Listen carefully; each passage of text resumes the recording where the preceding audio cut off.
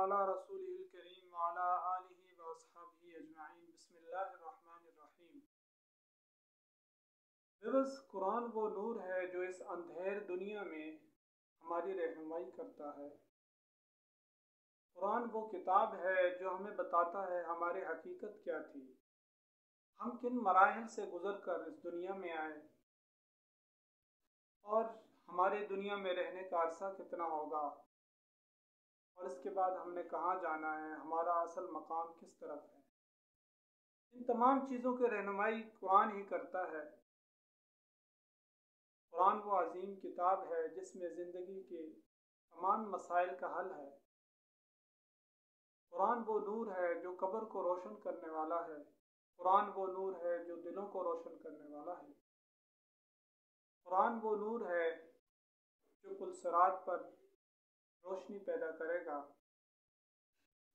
بس ہم اس بات کو دیکھیں ہمارا قرآن کے ساتھ تعلق کتنا ہے۔ آیا ہم قرآن کی دعا لے رہے ہیں یا بد دعا لینے والوں میں شامل ہیں؟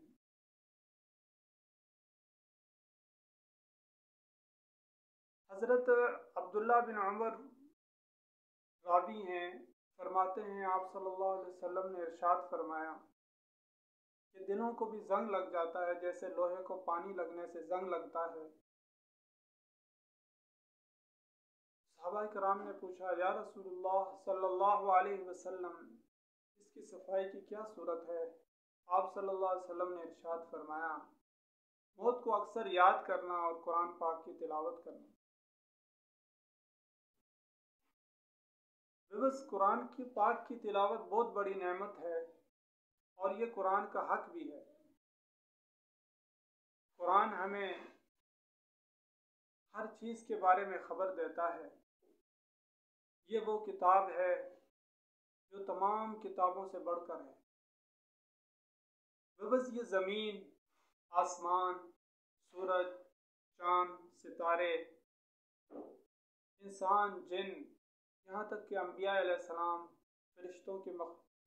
فرشتے اور جو بھی جمادات ہیں، نباتات ہیں، حیوانات ہیں، سب اللہ کی مخلوق ہیں۔ قرآن اللہ کی مخلوق نہیں ہے، یہ اللہ کی ذات سے نکلا ہوا کلام ہے۔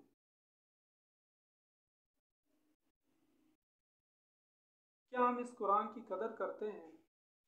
کیا ہم 24 گھنٹے میں اس قرآن کو تھوڑا سا وقت بھی دیتے ہیں؟ آج ہم نے اس بات کا تجزیہ کرنا ہے، اس کو سوچنا ہے کہ ہم قرآن کو 24 گھنٹے میں کتنا وقت دیتے ہیں۔ بس یہ ایک زندہ کتاب ہے جو اس دنیا کی امتحان کے زندگی میں ہمارے ہر عمل کو دیکھ بھی رہا ہے اور سن بھی رہا ہے، اور کل قیامت کے دن یہی قرآن انسان کی شفاعت کرے گا یا پھر اس کی شکایت اللہ کے ہاں کرے گا۔ حضرت جابر رضی اللہ عنہ راوی ہیں، فرماتے ہیں آپ صلی اللہ علیہ وسلم نے ارشاد فرمایا قرآن ایسا شفاعت کرنے والا ہے کہ اس کی شفاعت قبول کی گئی، اور ایسا جھگڑالو ہے کہ اس کا جھگڑا تسلیم کیا گیا۔ جو قرآن کو اپنے آگے رکھتا ہے قرآن اس کو جنت میں داخل کراتا ہے، اور جو قرآن کو پس پش ڈال دیتا ہے تو قرآن اس کو جہنم میں ڈلوا دیتا ہے۔ بس آج ہمارے اکثر پریشانیوں کی وجہ یہی ہے، ہم قرآن کو توجہ نہیں دیتے۔ ہمارے گھر میں پڑا ہوا قرآن اگر ہم اس کو دیکھیں تو اکثر و بیشتر اس کے اوپر گرد پڑی ہوتی ہے، ہم اس کو اٹھا کر پڑھتے بھی نہیں۔ ہم قرآن کو تب پڑھتے ہیں جب ہم نے قرآن خوانی کرنی ہوتی ہے یا اصالہ ثواب کرنا ہوتا ہے یا ہمیں کوئی پریشانی ہو جائے، اس وقت ہم قرآن کو اٹھا کر پڑھتے ہیں۔ حالانکہ ہمیں اپنی صبح کی ابتدا قرآن پاک کی تلاوت سے کرنی چاہیے۔ اگر انسان صبح کا ٹائم اٹھ کر نماز پڑھے اور اس کے بعد قرآن پاک کی تلاوت کرے تو قرآن پاک کی برکت سے اس کا سارا دن اچھا گزرے۔ آج ہمارے گھروں میں جو بے اتفاقی، پریشانی اور نہ ختم ہونے والی جو مسائل ہیں ان کے پیچھے اکثر و بیشتر قرآن کی بد دعا بھی ہوتی ہے۔ بزرگ فرماتے ہیں کہ میرے پاس ایک فیملی آئی جن کو اللہ نے دنیا کی تمام آسائشوں سے نوازا ہوا تھا، باوجود اس کے کہ ان کے گھر میں تمام قسم کی دنیاوی آسائشیں موجود تھیں، اس کے باوجود ان کے گھر میں بے اتفاقی، آپس کے لڑائی جھگڑے اور بے برکتی کا سامنا تھا۔ بزرگ فرماتے ہیں اللہ نے مجھے جو علم دیا، میں نے اس سے محسوس کیا کہ ان کو قرآن کی بد دعا ہے، تو میں نے ان کو ایک وظیفہ دیا، آپ سب یہ ایک ایک تسبیح ہر روز رات کو آپ نے پڑھنی ہے، اللہ تعالیٰ آپ پر خود ہی کھول دیں گے کہ آپ کے مسائل کی وجہ کیا ہے، کس سبب سے آپ کے گھر میں جو مسائل چل رہے ہیں۔ پھر لوگ اکثر یہ کہتے ہیں کہ ہم پر کسی نے جادو کر دیا، کسی کی حسد کی نظر ہمیں لگ گئی۔ بس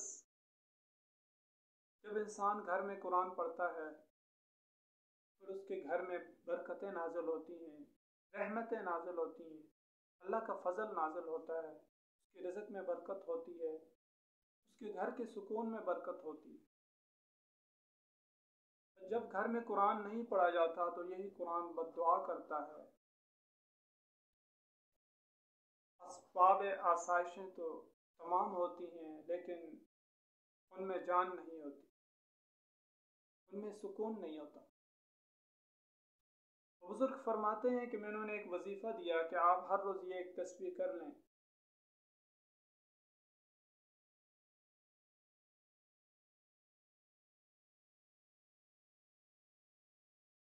تو اللہ تعالیٰ آپ پر کھول دیں گے کہ کس وجہ سے آپ کے گھر میں یہ مسائل چل رہے ہیں۔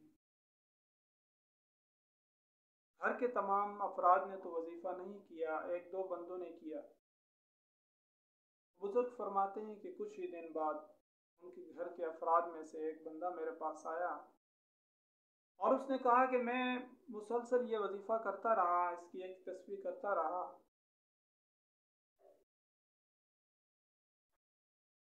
یا علیما یا علیما بخلق یا علیم علمنی یا خبیر اخبرنی یا وہاب حب لی من اسرار الدنیا والآخرہ۔ یہ اس وظیفے کی ایک تسبیح میں ہر روز کرتا رہا۔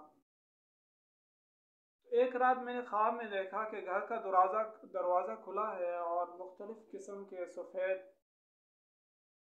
لباس میں، جیسے آپ نے دیکھا ہوگا طلباء سفید لباس پہنتے ہیں قرآن پڑھنے والے، ان میں سے کوئی بڑا ہوتا ہے کوئی چھوٹا ہوتا ہے، اس طرح 25-30 جو ہے نا سفید لباس میں اشخاص گھر میں داخل ہوئے۔ ان میں ایک سب سے بڑا تھا اور مختلف، کوئی چھوٹا کوئی بڑا۔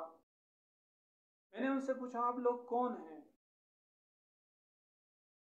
ان میں جو سب سے بڑا تھا اس نے کہا کہ میں یہ فلانی صورت ہے، یاسین، یہ سورۃ الاخلاص ہے، یہ سورۃ الفلق ہے، یہ سورۃ الناس ہے۔ اس طرح اس نے ہر ایک کی طرف اشارہ کر کے بتایا کہ یہ فلانی صورت ہے، یہ فلانی صورت ہے، اور میں ان کا سردار ہوں یاسین۔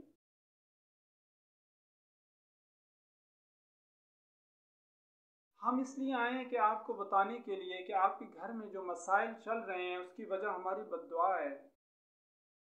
آپ گھر میں تلاوت نہیں کرتے، آپ کے گھر میں جو قرآن رکھا ہوا ہے اس کو کوئی بھی اٹھا کر نہیں پڑھتا، اور ہم رات دن آپ کے لیے بد دعا کرتے ہیں، اور یہ بد دعا آپ کو قیامت کے دن جہنم میں داخل کر دے گی۔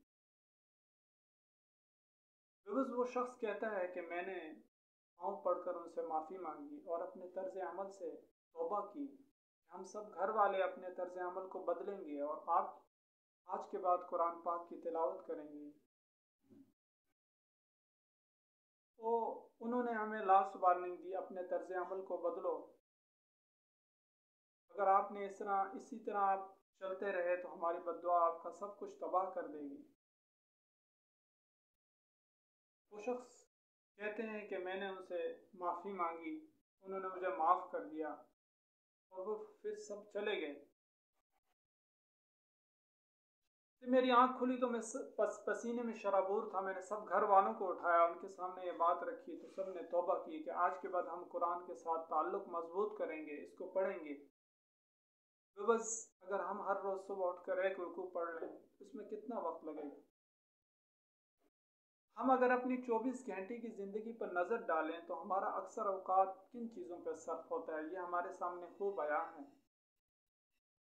اگر ہم قرآن کو تھوڑا سا وقت دے دیں، ایک رکوع اگر ہم ہر روز پڑھ لیں تو یہی قرآن ہمارے لیے دعا کرے گا، یہی قرآن ہمارے لیے برکت کا باعث بنے گا، یہی قرآن ہمارے لیے آخرت میں نجات کا باعث بنے گا، شفاعت کا باعث بنے گا،